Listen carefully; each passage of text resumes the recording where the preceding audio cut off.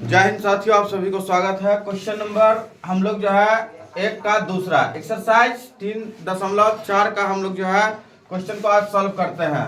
ये मैट्रिक परीक्षा 2027 के लिए आज हम लोग प्रिपरेशन करते हैं, यानी पढ़ते हैं। तो इस क्वेश्चन को हम करते हैं हल। एक क्वेश्चन दिया हुआ है कि 3x + 4y = 10। ये हमारा क्या है? समीकरण फर्स्ट है। समीकरण ये हमारा फर्स्ट है। और 2x - 2y बराबर में 2 यानी 2, ये हमारा समीकरण सेकंड है। समीकरण फर्स्ट, इसको हम लोग अगर विलोपन विधि से पढ़ेंगे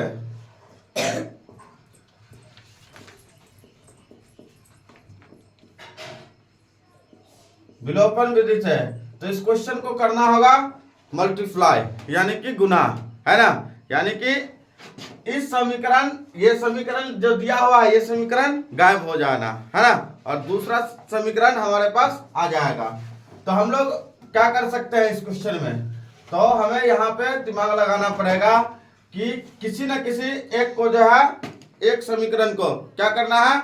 बराबर करना है, जिससे बराबर हो जाए। तो हमें पता चल रहा है कि भाई समीकरण सेकंड में 2 से गुना कर दो, है ना। समीकरण सेकंड में 2 से गुना कर दो, या समीकरण फर्स्ट और सेकंड दोनों में गुना कर दो। तो यहाँ पर तो हमें समझ में आ रहा है कि समीकरण सेकंड में 2 से गुना कर देंगे तो ये कट जाएगा, तो एक समीकरण ही चेंज हुआ, है ना। अगर आपको दूसरा भी समीकरण चेंज करना है तो आप इसमें करिएगा कितना? समीकरण फर्स्ट को कितना से गुना करना होगा? देखो, इसको हम लोग जो है मतलब 12 कर देंगे, है ना। समीकरण सेकंड में फर्स्ट में क्या करना होगा? 3 से गुना करना होगा। समीकरण फर्स्ट में 3 से गुना कर दिया जाए, और समीकरण सेकंड में कितना से गुना करना होगा? 6 से गुना करना होगा, है ना।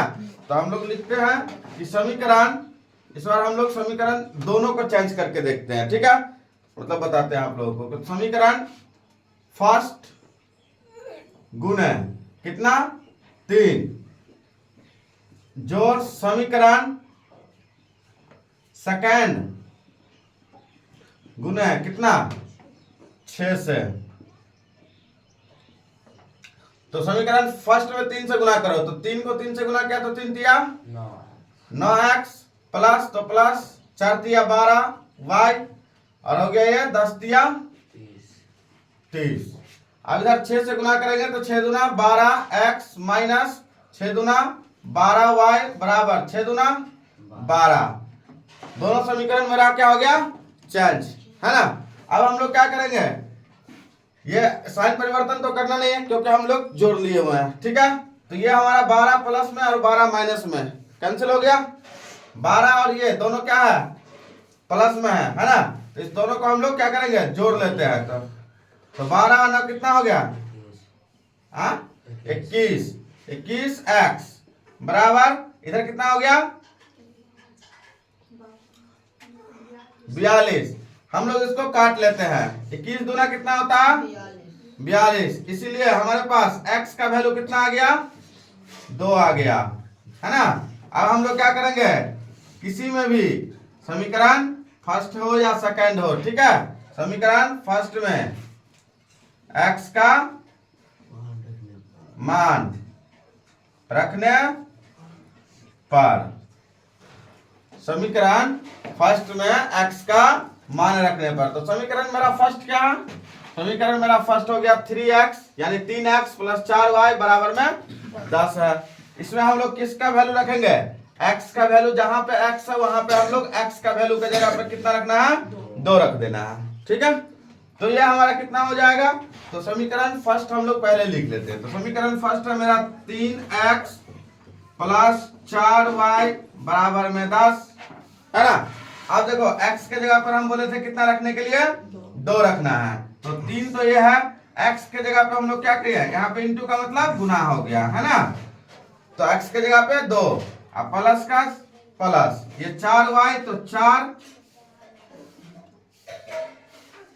4y, तो y बराबर में 10, ठीक है। अब अगर इसको गुना कर लेते हैं हम लोग, तो 3 दूनी 6 प्लस 4y बराबर में 10। ठीक है,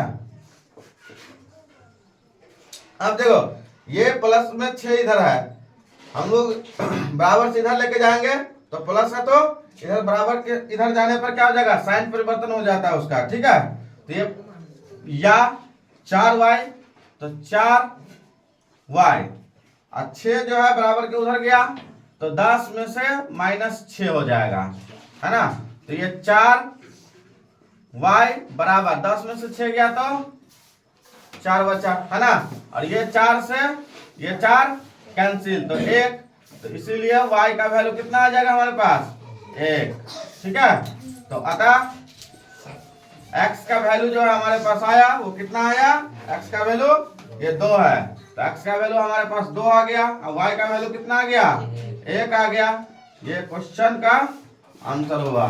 ठीक है, तो इस प्रकार का क्वेश्चन जो है आपके बिहार बोर्ड में आपको जो है विलोपन विधि से या प्रतिस्थापन विधि से, दोनों विधि से पूछ सकता है ना।